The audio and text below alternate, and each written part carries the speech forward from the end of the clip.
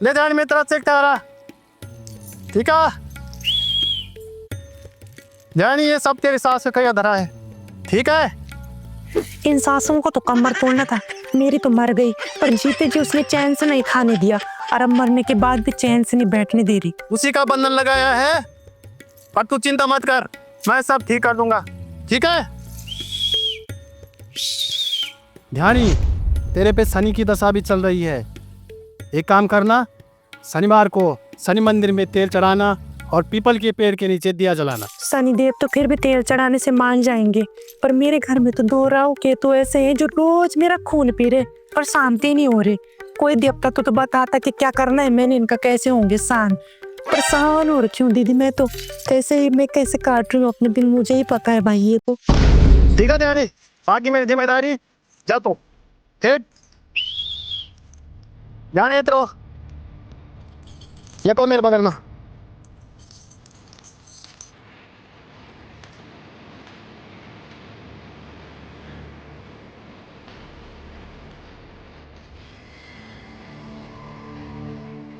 ध्यानी तू बहुत परेशान है, तेरे चेहरे पे लिखा है। ये परमेश्वर महाराज, परेशान तो बहुत छोटा शब्द है, मेरे जीवन में तो यहाँ बरांग लग रखी है। परमेश्वर महाराज कुछ तो बताओ परमेश्वर महाराज उपाय। ध्यानी मुझे सब पता है, तेरे घर में बहुत नकारात्मकता है। एक तो तेरा देवर चपरासा, और दूसरी तेरी ननद जो दिन भर खाती रहती है, और तीसरा ये देवता महाराज चौल कमती हो या मैदा ही ज्यादा हो रखी है। ये सब तो मुझे पता है, इसका कोई समाधान तो बताओ देवता महाराज। पर अरे देवता महाराज मेरे को क्यों झंडोल रहे हो, माफ कर दो माफ कर दो। कम से कम ये बता दो कि उन दोनों से मुझे मुक्ति मिलेगी कि नहीं मिलेगी, और ये बता दो कि दियोर की नौकरी लगेगी कि नहीं लगेगी। नौकरी के योग तो नहीं है, लेकिन एक काम करोगी। बिल्कुल बिल्कुल, एक क्या मैं 100 काम करूंगी। इसकी शादी करवा दे, शादी करवाएगी तो जिम्मेदारी पड़ेगी, जिम्मेदारी पड़ेगी तभी जाके सुधरेगा ये। तो शादी? अरे मुझे नहीं लगता कि उस घोड़े से कोई शादी करेगा, उसकी शादी इस जन्म में नहीं होगी। अरे होगी होगी, सीजन के एंड तक हो जाएगी। सीजन है? अरे अभी अभी परमेश्वर महाराज कैसे अंग्रेजी लगाने लग गया, कैसा सीजन? सीजन मतलब फसल का सीजन, गेहूं कटने के अंत तक तेरे देवर की शादी कहीं ना कहीं हो जाएगी। ठीक है महाराज, अगर गेहूं कटने के एंड तक उसकी शादी हो गई तो ठीक है, अगर नहीं हुई तो मैं आपके चावल वापस कराने आ जाऊंगी। तू मेरे चावल वापस करेगी? जा निकल। पता नहीं किसकी किस्मत फूटेगी उस घोड़े से शादी करके।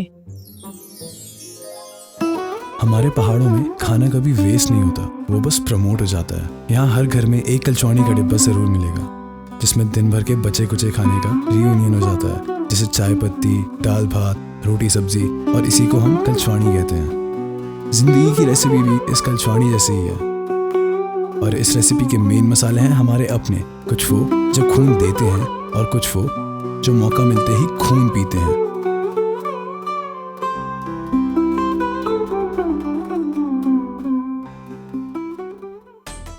अरे सुरेश जी, शर्मिला जी आप यहाँ?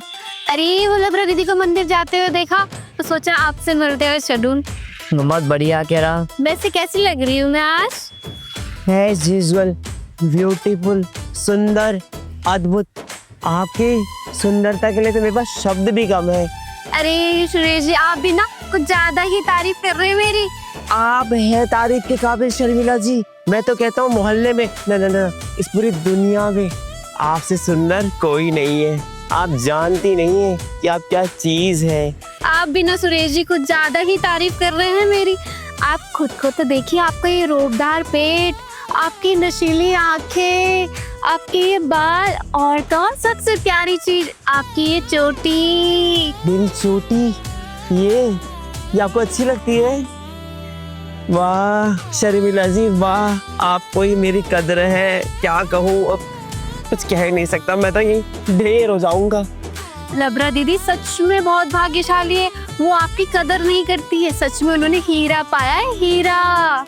लबरा मेरे को शर्मिला जी, एक आप ही हैं जिसने मुझे समझा।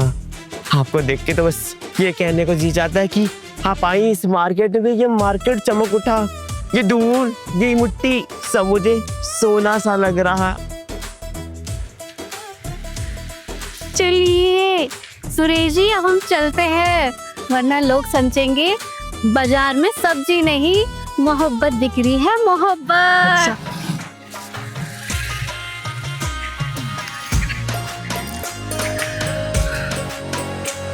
तो क्या हो गया, चल दे साथ बैठ।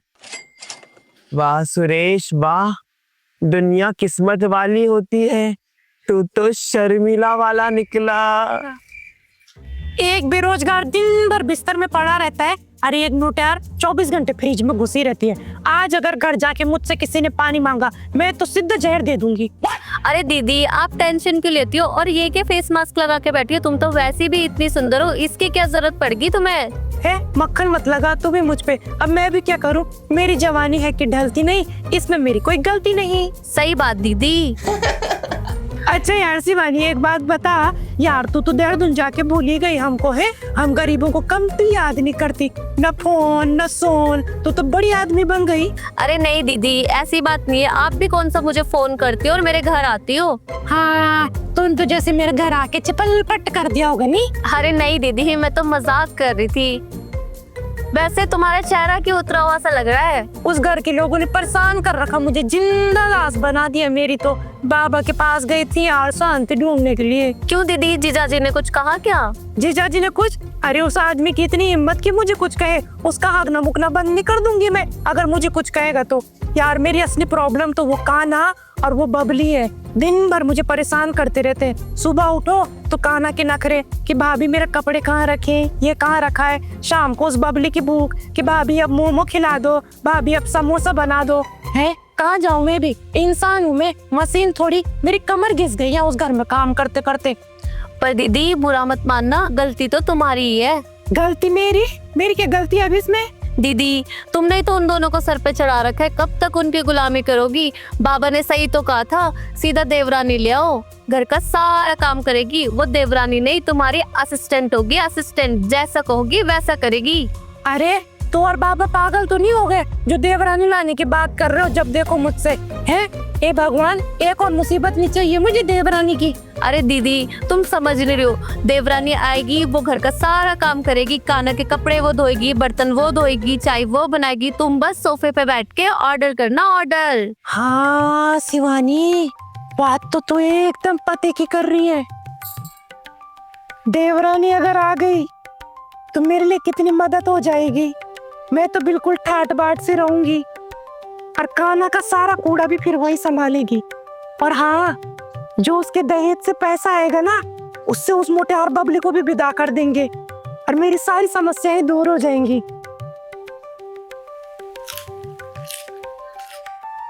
अरे आज तक कहाँ थी यार तू?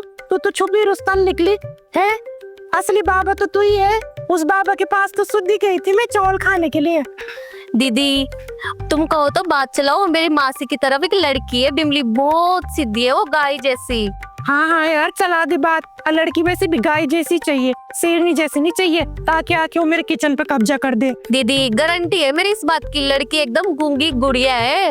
जैसा तुम कहोगी वैसा ही करेगी, जो कहोगी वो करेगी।